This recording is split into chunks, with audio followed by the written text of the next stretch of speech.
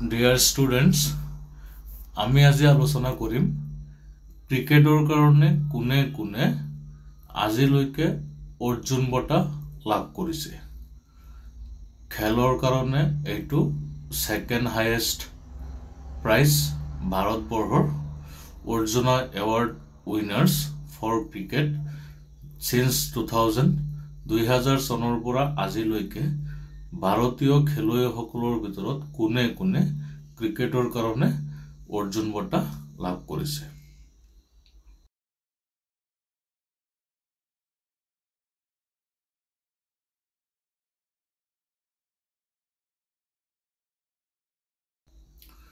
প্ৰথমত আছে 2000 চনত অৰ্জুন বঁটা লাভ কৰিছিল ভেঙ্কটেশ প্ৰসাদ। ভেঙ্কটেশ প্ৰসাদ ভাৰতৰ এজন ক্ৰিকেট খেলুৱৈ। তেওঁ 2000 চনত অৰ্জুন বঁটা লাভ কৰিছিল। তেওঁৰ বিষয়ে তোমালোকে গুগলত সাৰ্চ কৰিলে পাই যাবা। 2001 চনত BBS লক্ষ্মণে লাভ কৰিছিল। 2002 চনত বীৰেন্দ্ৰ সেহৱাগ তেওঁ অৰ্জুন বঁটা লাভ কৰিছিল। 2003 চনত মিথালী ৰাজ মহিলা ক্ৰিকেটাৰ এগৰাকীৰ বেটিং ফৰ্ম বহুত ভাল আছিল। এই সময়ত বৰ্তমানে কমেন্ট্ৰি কৰি থাকে আৰু WPL এটা টিমৰ কোচ হয়। 2003 চনত হৰভজন সিঙে লাভ কৰিছিল। অৰ্জুন বঁটা। 2005 চনত লাভ কৰিছিল আঞ্জু জৈন, এগৰাকী মহিলাৰ ক্ৰিকেটাৰ। তেওঁ লাভ কৰিছিল। 2006 চনত আঞ্জুম চোপ্ৰা মহিলা ক্ৰিকেটাৰ। 2009 চনত গৌতম গম্ভীৰে লাভ কৰিছিল।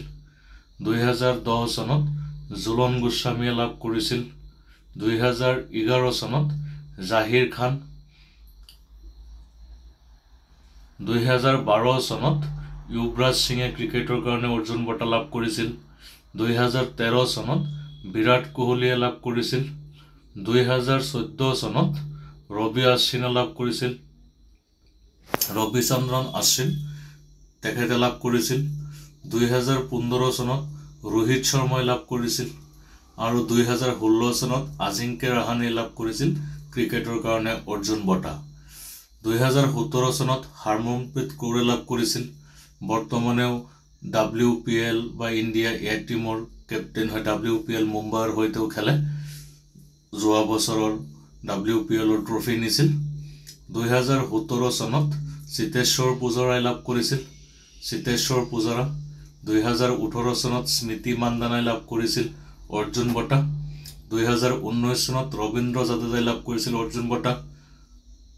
2019 চনত আকৌ এগৰাকীয়ে লাভ কৰিছিল পুনম যাদৱ, তেখেতে লাভ কৰিছিল। মহিলা এ টিমৰ ক্ৰিকেটাৰ আছিল। 2019 চনত দীপ্তি শৰ্মা, তেখেত বৰ্তমানেও খেলে ইণ্ডিয়া এ টিমৰ হৈ। 2020 চনত ঈশান্ত শৰ্মাই লাভ কৰিছিল। 2021 চনত শিখৰ ধাৱানে লাভ কৰিছিল অৰ্জুন বঁটা। 2023 চনত লাভ কৰিছিল মহম্মদ শামিয়ে। এই হৈ দিনতে মহম্মদ শামিক 2023 চনৰ অৰ্জুন বঁটা প্ৰদান কৰা হৈছে। এইবাৰৰ তেওঁৰ যি পাৰফৰ্মেন্স গৈছে 2023 বৰ্ষত ODI ক্ৰিকেটত, তাৰ কাৰণে ভাৰত চৰকাৰে তেওঁক অৰ্জুন বঁটাৰে সন্মানিত কৰিছে। গতিকে এই সকল ষ্টাৰ ক্ৰিকেটাৰ খেলুৱৈয়ে 2000 চনৰ পৰা 2023 চনলৈ অৰ্জুন বঁটা লাভ কৰিছে। তেওঁলোকৰ বিষয়ে তোমালোকে জানিব পাৰা। গুগলত সাৰ্চ কৰিলে বহুত ডাটা ওলাব। কোনে কোনটো ফৰ্মেটত কিমান ৰান কৰিছে, কিমান বলিঙত উইকেট পাইছে বা তেওঁলোকৰ অলৰাউণ্ড ফৰ্ম কেনেকুৱা, এই সকলোবিলাক তথ্য তোমালোকে পাবা।